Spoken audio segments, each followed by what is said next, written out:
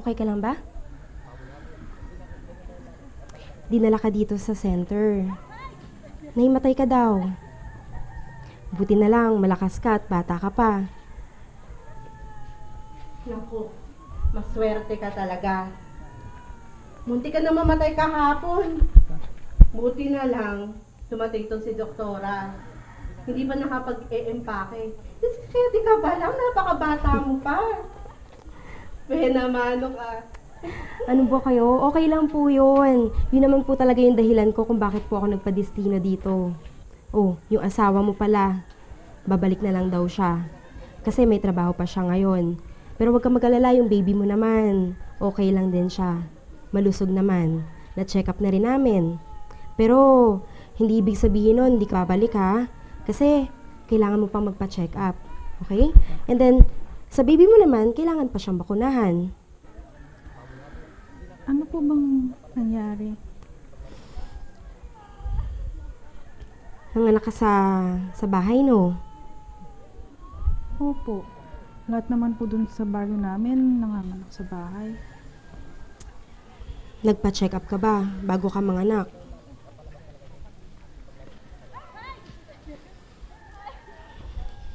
Ang layo kasi ng center, ano? Ganito kasi yung nangyari. Nagkaroon ka kasi ng malubhang impeksyon sa buong katawan mo. Ngayon, yung katawan natin, kapag meron kang impeksyon, sinusubukan niyang lumaban. Ganun ang sepsis. Alam mo, Leia, maswerte ka talaga. Buti na lang nadala ka dito. Okay lang yan. Okay lang yan. Hindi mo pa naman kasi alam. Pero ngayon, di ba, alam mo na. So, ito, bibigay ko sa'yo. Para hindi mo makalimutan magpa-check up. Salamat po, doktora. Rina.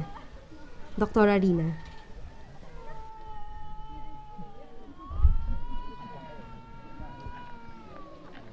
Tulong! Tulong!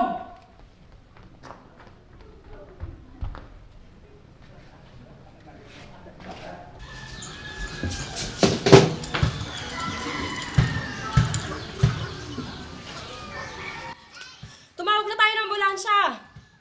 Doktora, tumawag na po ako ng ambulansya sa kabilang bayan. Pero wala daw po silang ambulansya. Pero tumawag na po ako sa provincial. Pero 4 o 3 oras daw bago dumating dito. Doktora, anong gagawin natin? Lahat ng magagawa natin. Hindi naman umabot ng buhay sa ospital ang Marina. Sayang. Oo nga, sayang na sayang. Napakaagang nabiyudo. Nawalan pa ng anak. Dumating yung ambulansya pero hindi na umabot ng buhay sa ospital yung mag-ina. Sayang, sayang.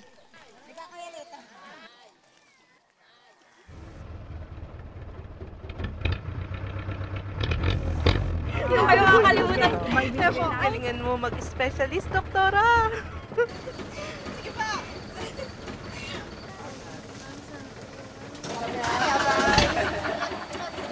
Ingat po. Huwag kayong magkasakit, bawal magkasakit.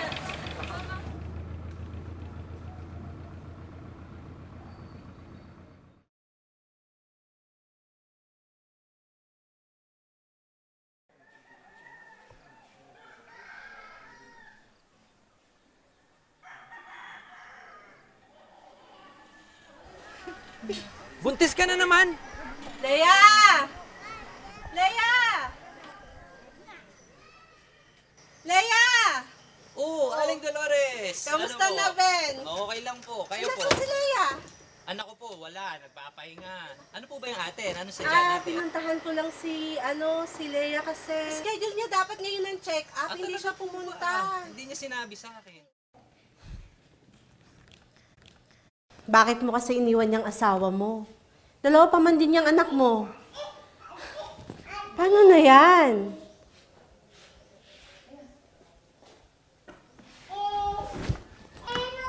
Nako, minamanas ka. Delikado yan Kailan pa yan? Kailangan mapatingnan ng mabuti yan. Mamaya may dadating na doktor. Makapaghihintay ka ba?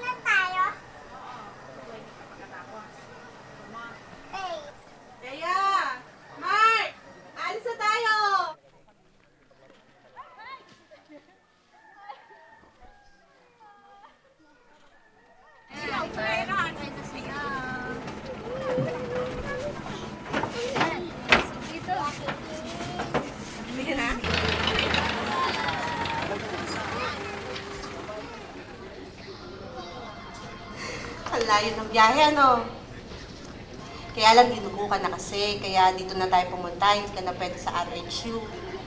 Di ba dinugo ka na dati? Kay Eya, naaalala mo? Mababa daw kasi yung inunan mo. Pero alam mo, kung anong pinakamagandang mangyayari ngayon, makikita ulit natin si Dr. Rina. Dito yan. Mamaya-maya lalabas na rin yan. Laki po pala ng hospital nila dito, ano? Oo naman.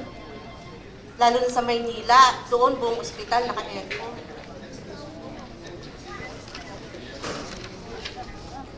Doktora! Oh, Aling Dolores! Lea! Ay! Sige po. Mabalik yun. Mamaya-maya. Pag nakita niya tong mga record mo dito, siguro naman okay. Lagi ka naman nagpapacheck up, diba?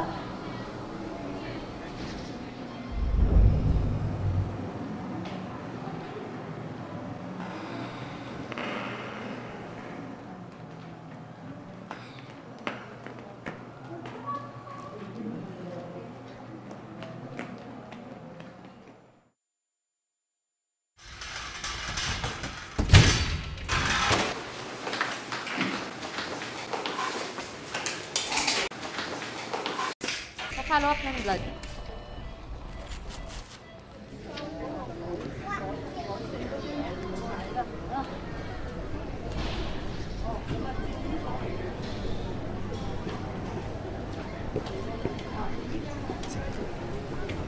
Nurse! BHW po ako. Ako po yung kasama niya. Kumusta na po si Leia? Ay, ito po yung maternity records niya. Tingnan pa po ni doktora si pasyente, si Lea. Ngayon, may kilala po ba kayong kamag-anak ng pasyente na kailangan natin makuha ng dugo o makakapag-donate? Naku, yung mga kamag-anak niya, nasa Zamboanga yun eh. Pero ako, pwede ako mag-donate ng dugo sa kanya. Kaya lang, may bayad yun, di ba? 1.5 po for testing and processing. Ngayon, sige po, babanggitin ko po kay doktora at kailangan ko na po bumalik talaga sa loob at i-update ko na lang po kayo pag may pagbabago, okay? Sige, salamat ate. Ha? Salamat po.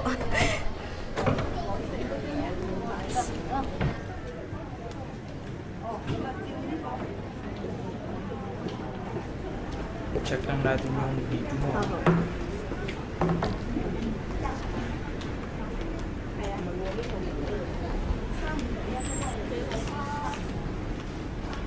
Kung mataas ang blood pressure ninyo, hindi po kayo makakapag-donate ng dugo.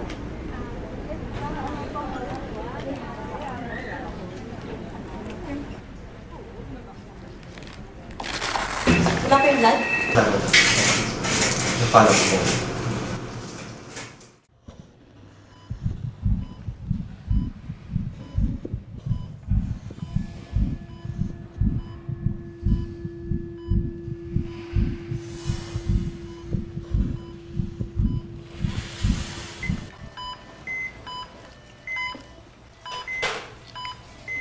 Epi!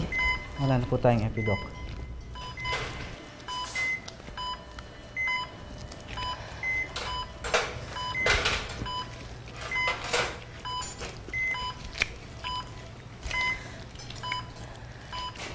Dok, wala na akong marinig. Masyadong mababa ang pulso.